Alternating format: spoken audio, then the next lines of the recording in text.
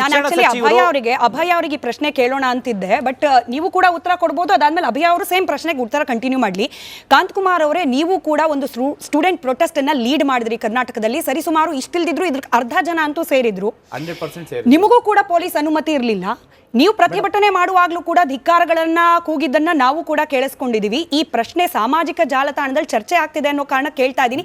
ಇದು ನನ್ನ ಪ್ರಶ್ನೆ ಕೇಳಿಸ್ಕೊಡ್ಬೇಡಿ, ಇದು ನನ್ನ ವೈಯಕ್ತಿಕನೂ ಅಲ್ಲ, ರಿಪಬ್ಲಿಕ್ ಕನ್ನಡದ ಪ್ರಶ್ನೆನೂ ಅಲ್ಲ. ಕರ್ನಾಟಕದಲ್ಲಿ ನಡೆದಂತ ಪರೀಕ್ಷಾರ್ಥಿಗಳ ಪ್ರತಿಭಟನೆಯಲ್ಲಿ ಯಾವತ್ತೂ ಕೂಡ ನಾವು ವಿಧಾನಸೌಧವನ್ನ ಪುಡಿ ಮಾಡ್ತೀವಿ ಅಂತ ಘೋಷಣೆ ಬಂತ? Yes or no?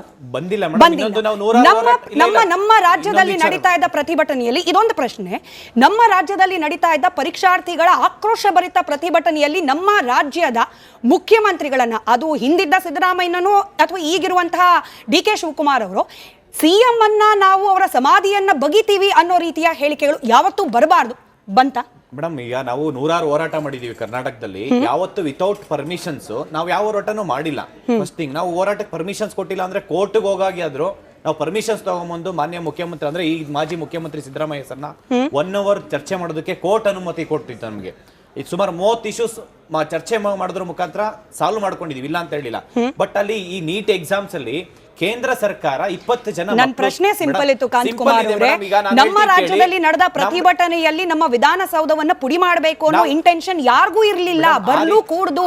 ನಮ್ಮ ರಾಜ್ಯದ ಚುನಾಯಿತ ಪ್ರತಿನಿಧಿಯ ವಿರುದ್ಧವಾಗಿ ಅವಹೇಳನಕಾರಿ ಮಾತುಗಳು ಬರ್ಲಿಲ್ಲ, ಬರ್ಕೂಡ್ದು. That is a role model for protest. ಇಂಥ ಪ್ರತಿಭಟನೆಗಳಾಗಬೇಕು ಅಲ್ವಾ? ತಪ್ಪಿದ್ಯಾ ಪ್ರಶ್ನೆ? ಇಲ್ಲ, ಕರೆಕ್ಟ್ ಇದೆ ಮ್ಯಾಮ್. ಇವತ್ತು ಈಗ ಮುಂದೆ ನಿಂತ್ಕೊಂಡು ಲೀಡ್ ಮಾಡಂತ ವ್ಯಕ್ತಿಗಳು ಯಾವ ರೀತಿ ಇರ್ತಾರೆ ಅನ್ನೋದ್ರ ಮೇಲೆ ಡಿಪೆಂಡ್ ಆಗುತ್ತೆ. ಇಲ್ಲ ಮುಂದೆ ನಿಂತ್ಕೊಂಡು ಯಾರು ಮುಂದೆ ಲೀಡ್ ಮಾಡ್ತಾರೆ ಅವ್ರದ್ ಮಾತನ್ನ ಎಲ್ರು ಕೇಳ್ಬೇಕಾಗುತ್ತೆ. ಯಾಕೆಂತಂದ್ರೆ ಈಗ ನಾವು ಮುಂದೆ ನಿಂತ್ಕೊಂಡು ನಾವೇನ್ ಹೇಳ್ತಿದೀವಿ ಅದನ್ನ ಎಲ್ರು ಕೇಳ್ತಾ ಇದ್ರು. ಅದನ್ನ ಆ ಸ್ಟೇಟ್ಮೆಂಟ್ಸ್ ಇರ್ಬೋದು, ಯಾವುದೇ ಒಂದು ಹೋರಾಟ ನಾವು ಆಕ್ರೋಶ ಮಾಡ್ತೀವಿ ಕೇಂದ್ರ ಸರ್ಕಾರ ರಾಜ್ಯ ಸರ್ಕಾರದ ವಿರುದ್ಧ ನಾವು ಧಿಕ್ಕಾರಕ್ಕೆ ಹೋಗ್ತಾ ಇದ್ವಿ.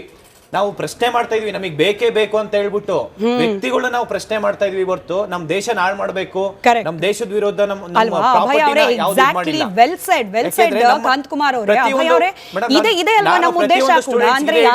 ಪ್ರತಿಯೊಂದು ಸ್ಟೂಡೆಂಟ್ಸ್ ಹೇಳ್ತಾ ಇರೋದಿದೆ. ಪ್ರತಿಯೊಂದು ಗವರ್ಮೆಂಟ್ ಪ್ರಾಪರ್ಟಿ ಏನಿದೆ ಅದು ನಮ್ ಪ್ರಾಪರ್ಟಿ, ಬೇರೆ ಯಾರು ಅಲ್ಲ.